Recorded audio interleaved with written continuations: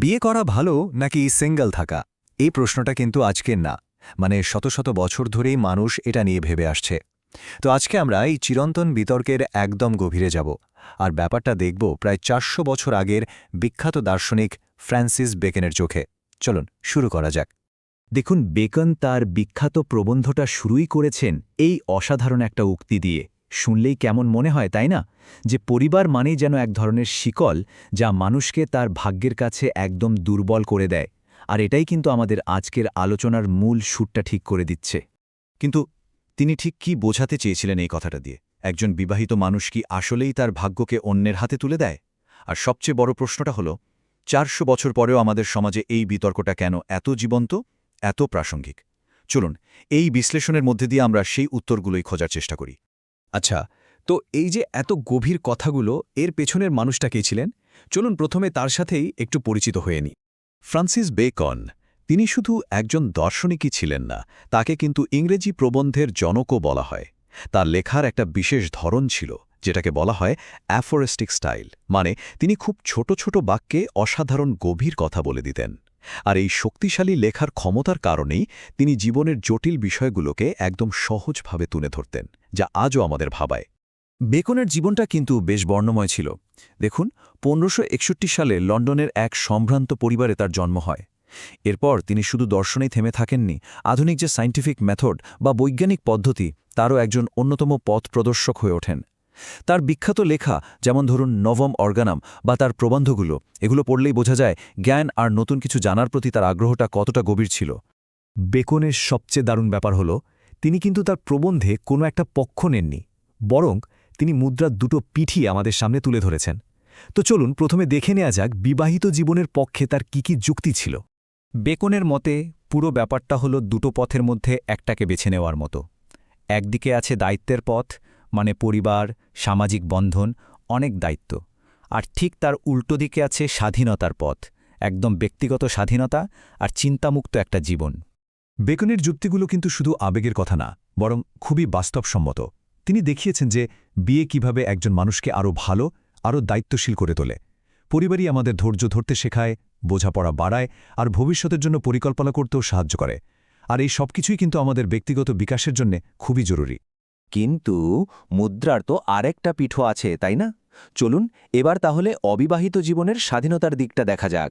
এই পক্ষেও কিন্তু বেকনের যুক্তিগুলো বেশ জোরালো ছিল। সিঙ্গেল থাকার সবচেয়ে বড় সুবিধাটা কি? একদম নিজের ইচ্ছামতো বাঁচার সুযোগ। ভাবুন তো, কোনো বড় সিদ্ধান্ত নেওয়ার আগে কারো সাথে আলোচনা করার কোনো বাধ্যবাধকতা নেই। এতে কিন্তু নিজের স্বপ্ন বা লক্ষ্য পূরণ করা অনেক সহজ হয়ে যায়।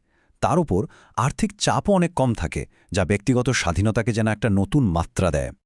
বেকনের এই উক্তিটা কিন্তু বেশ গভীর। তিনি কি বলছেন?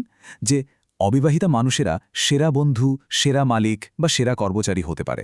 কেন? কারণ তাদের হাতে অনেক সময় থাকে, তারা পুরো মনোযোগটা দিতে পারে। কিন্তু তারা নাকি সবসময় সেরা নাগরিক হয় না। এর কারণটা হলো, পরিবার না থাকায় দেশের বা সমাজের কোনো বিপদে তাদের হারানোর ভয় বা পিছুটানটা কম থাকে। আর এই ব্যাপারটাই হয়তো তাদের পুরোপুরি একজন সেরা নাগরিক হতে বাধা দেয়। তবে বেকন কিন্তু কোনো থেকেই একদম নিখুঁত বলেননি। তিনি ভালোভাবেই জানতেন যে বিয়ে করা হোক বা না করা হোক, দুটো সিদ্ধান্তের সাথেই কিছু না কিছু ছাড় দিতেই হয়। চলুন এবার সে অসুবিধাগুলোর দিকে একটু নজর দেওয়া যাক। এই যে দেখুন, এখানে দুটো জীবনেরই কঠিন বাস্তবতাগুলো পাশাপাশি রাখা আছে। একদিকে বিবাহিত জীবনের স্বাধীনতার অভাব, আর্থিক চাপ, অন্যদিকে অবিবাহিত জীবনে একাকিত্ব কিংবা ভবিষ্যতের পরিকল্পনার অভাব। সুতরাং মূল প্রশ্নটা কিন্তু এটাই দাঁড়ায় যে কোন ধরনের অসুবিধাটা একজন মেনে নিতে প্রস্তুত। এই যে এত তাত্ত্বিক আলোচনা হলো, এরপর বেকন কিন্তু কিছু একেবারে বাস্তব পরামর্শ দিয়েছেন। তিনি দেখিয়েছেন যে আমাদের পেশা আর জীবনের বিভিন্ন ধাপে এই সিদ্ধান্তগুলো ঠিক কিভাবে প্রভাব ফেলে। ব্যাপারটা বেশ মজার, তাই না? বেকনের মতে ধর্মগুরু বা সন্ন্যাসীদের জন্য অবিবাহিত থাকাই সবচেয়ে ভালো। কারণটা সহজ, তাদের কাজে পূর্ণ মনোযোগ দিতে হয়, কোনো ডিস্ট্র্যাকশনস রাখা চলে না। আবার অন্যদিকে দেখুন, সৈনিকদের নাকি বিবাহিত হওয়া উচিত, কারণ পরিবারের প্রতি যে দায়িত্ববোধ, সেটাই তাদের আরও বেশি সাহসী আর অনুগত করে তোলে। স্ত্রীর ভূমিকা নিয়ে বেকনের একটা খুবই বিখ্যাত কথা আছে। তিনি মনে করতেন বয়স বাড়ার সাথে সাথে একজন পুরুষের জীবনে তার স্ত্রীর ভূমিকাটাও কিন্তু বদলে যায়। যেমন যৌবনে স্ত্রী একজন প্রেমিকা, মধ্যবয়সে তিনি হয়ে ওঠেন একজন সঙ্গী, আর বৃদ্ধ বয়সে তিনি হয়ে যান একজন সেবিকা। মানে একই মানুষ, কিন্তু জীবনের 3 ধাপে তার 3টি ভিন্ন রূপ। আরেকটা মজার জিনিস কি জানেন? বেকেন খেয়াল করেছিলেন যে খারাপ স্বামীদের স্ত্রীরা সাধারণত খুব ভালো হন। এর মাধ্যমে তিনি হয়তো এটাই বোঝাতে চেয়েছেন যে নারীদের ধৈর্য আর সহনশীলতা এতটাই বেশি যে কঠিন পরিস্থিতিতেও তারা নিজেদের মহৎ গুণগুলো ধরে রাখতে পারেন। তাহলে এত সব আলোচনার পর বেকনের চূড়ান্ত সিদ্ধান্তটা ঠিক কী ছিল? তিনি শেষ পর্যন্ত কোন পথটা বেছে নিতে বলেছেন? চলুন সেটাই এবার জানা যাক।